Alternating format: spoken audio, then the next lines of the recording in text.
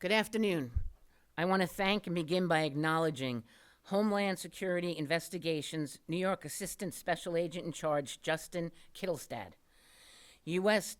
Postal Inspector Service Inspector in Charge of the New York Division, Ketty Larko Ward, Director of Field Operations, Frank Russo of the U.S. Customs and Border Protection New York Field Office, Captain Renee Francis and Detective Michael McCaffrey of the NYPD Financial Crimes Task Force, Chief Deputy Sheriff Robert Arcilio of the Nassau County Sheriff's Department, and Investigator Jeffrey Rink of the New York State Police South Nix Unit. Good morning, everyone. Good afternoon, everyone. We're here today to announce the arrest of Wen-Lone Chou for weapons charges after a search warrant executed at his Mineola home yesterday recovered 10 firearms, including several assault-style weapons and a ghost gun, and a makeshift basement firing range steps away from Chaminade High School and a local elementary school. The defendant was arraigned in district court on a charge of criminal possession of a weapon in the second degree, a C violent felony, and additional charges are likely to come as we investigate further.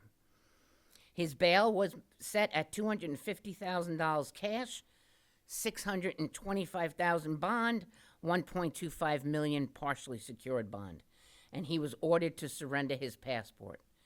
He's currently facing up to 15 years in prison if convicted. Today's arraignment was the result of an intensive, year-long investigation spearheaded by the Homeland Security Investigations Task Force Illicit Financial Group, which includes the Nassau County Sheriff's Department, New York State Police, New York City Police Department, U.S. Postal Inspection Service, the Bureau of Alcohol, Tobacco, Firearms, and Explosives, and the U.S. Customs and Border Protection. It began in January 2025, when this defendant came on our radar as a buyer of numerous firearm parts and components from several online gun sellers. Those parts were shipped to his Marcellus Road address in Mineola. For a year, between January 2025 and up until a few weeks ago, this defendant allegedly purchased approximately 112 different firearm-related items, including handgun slides, barrels, magazines, and other components and cleaning kits. This kind of purchasing pattern are an immediate red flag for our law enforcement. As we investigated, we also learned that this defendant had his Nassau County pistol permit revoked in June of 1999. Analysis of this defendant's purchases led us to one conclusion. He had the parts to build handguns, and possibly dozens of them. A search warrant executed yesterday at his home confirmed this. During the search, law enforcement recovered one SIG 320 9mm ghost gun, consistent with the parts that he had purchased online, and they also found several additional assault rifles, a revolver, a hunting rifle, 5 completed lower frames, 3 for handguns, and 1 for an AR-style weapon were also discovered in the home, just waiting for additional components to be able to complete even more guns. The defendant had more than 6,000 rounds of ammunition compatible with these recovered weapons, and 78 high-capacity magazines. Investigators even found these high-capacity magazines tucked away in the ceiling of the defendant's bathroom. You can see some of these items on the table in front of me. Investigators also recovered 6 firearm suppressors and a device known as an auto sear or a Glock switch, which we've talked about before. This tiny item right here can turn effectively these firearms into machine guns. It makes an already deadly weapon a weapon of mass killing. The defendant also had all the components to assemble an actual machine gun. Bundled in a bag, the defendant needed only to put the pieces together to build his own MP5 assault weapon. As investigators continued their search of the defendant's home, they came upon what is almost the most alarming discovery.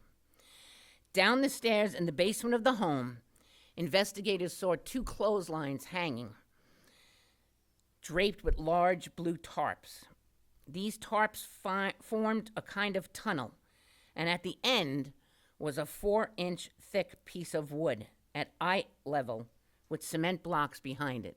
That piece of wood stands right here in the corner. Closer examination revealed several spent rounds still lodged in the wood, and what we had discovered, we realized, was a 25-foot-long makeshift shooting range. All of this activity is extremely dangerous. All of it is illegal. But what I want to stress is that even more terrifying is that this illegal, dangerous activity was happening steps away from several schools. Hundreds of children go in and out of these schools every day. From the defendant's bedroom window, he had a bird's eye view of Chaminade High School. His backyard shares a fence with a Mineola school soccer field. On Google Maps, you can see children playing on the field yards away from his home.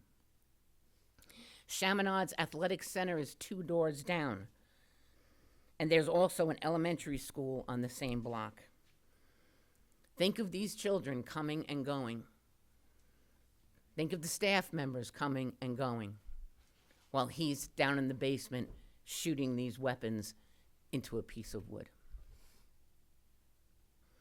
Taking illegal guns off Nassau County streets has been a priority from day one of my administration.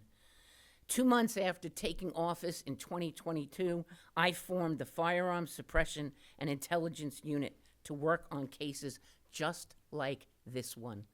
And I thank my ADAs who are standing with me today for the hard work they put into these cases. Interagency partnership and collaboration is the key to finding these criminals who are hiding in plain sight. We cannot do this without all of these partners that you see standing with me. I thank you all for your tremendous work and for keeping our community safe. Ghost guns are one of the biggest challenges we face when it comes to illegal weapons. They are virtually untraceable, and increasingly we find them in people we would otherwise trust, our neighbors, our community professionals. These same people could be stockpiling weapons, magazines, and ammunition just like this defendant did. So, my promise is we will keep investigating. We will track down these amateur gun makers. We will seize these guns and we will prosecute them for their crimes. We will protect our children and our community. And we will do it with the partnership of everyone who's standing here with me. So I thank you, and I can take some questions. DA, why was his pistol permit revoked in 1999? I think you said. Because of a domestic incident. Does he have more of a history, like an extensive domestic? Was it with his wife? Extensive history, just at one time? He has no priors, no prior arrests, but we do know that it was revoked because of that one domestic incident in 1999. Is there any evidence, because you said in the past year he had bought a lot of gun parts, you know, is there any evidence he was ramping up to do anything? Is there any indication he was planning anything? The investigation is still ongoing, and we have to go through a lot of material that we recovered from his home. So I can't really say right now if he was ramping up to do anything. And was, as far as anybody knows, was he selling any of them? We have no evidence at this point that he sold any of it. Was his basement soundproof at all? Or like, how do you think that he was able to let off the amount of rounds that he was so close to a school without anybody noticing for so long? Okay, so if you see right here on the table, these are suppressors or silencers. And our assumption at this point is he would use put the silencer on and then take his target. And you said that, you know, his purchases were flagged by the county. How did you guys flag those online purchases? Did the retailer go to you and say that this guy was purchasing a lot of parts, or how did you go? That is the greatest part about our partnership with everybody who's standing up here, is that we're able to investigate and find out people who are purchasing numerous amounts of gun parts. Yeah, you've had, there's hundreds of press conferences across the tri-state area about ghost guns, and yet you still come across people who are saving them, buying them, putting them together. What is the fascination with kind of ghost guns, knowing how illegal they are? I don't know if the fascination is that I just want to see if I can do it, but people are definitely, maybe it's a social media thing, fascinated with trying to build these ghost guns. I mean, are they easy to put together, or is it difficult? Do you have to do research on it to put these things together? I don't want to tell people how to do it, but you can go online and watch a video. And what is it illegal to have a shooting facility in your own residential home? I would say yes. What is that crime? What is the crime? Reckless endangerment, you know, I mean, you can shoot in your backyard, or no, you can, no, no. no. Did any of these, We don't live in the Ohio. excuse me, in the woods of state New York, where, you know, people are, we have houses 2 feet away from each other. You know, it would be just reckless for anyone to be shooting in their backyard or in their basement or, And all of these are ghost guns then? no, Okay, just there's one? one, it's right here, on the bottom right, The one with the purple? yes, Okay, so that is the ghost gun. yes. And the other guns are, Just illegally purchased and put together. were those guns traceable? Did they have serial numbers that you could trace them back? We're working on that right now with ATF. Following up on his purchase history, that came up as a red flag, did tips come in possibly from the public? Were his neighbors aware? No, Those clips that you guys found in the bathroom in the ceiling, were they loaded?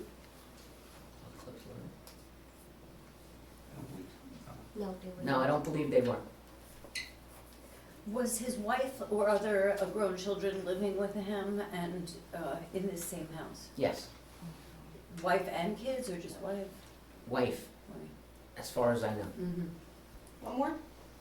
So that's the only ghost gun, but these are also just pieces that he had ordered? And then assembled to make the weapons. So these are all assembled by him, Yes, except for the ghost gun, which is. yes. So he didn't assemble that one? As far as we know, I mean, we're still investigating. Okay. He bought part and part of it was made. And of course, the switch You just hold it. is probably the scariest thing that he bought, to turn these weapons into weapons of mass killing. and there was one of those or several of those? One, Okay. one's enough. Thanks, everybody. Thanks, everybody. Thank you, DA.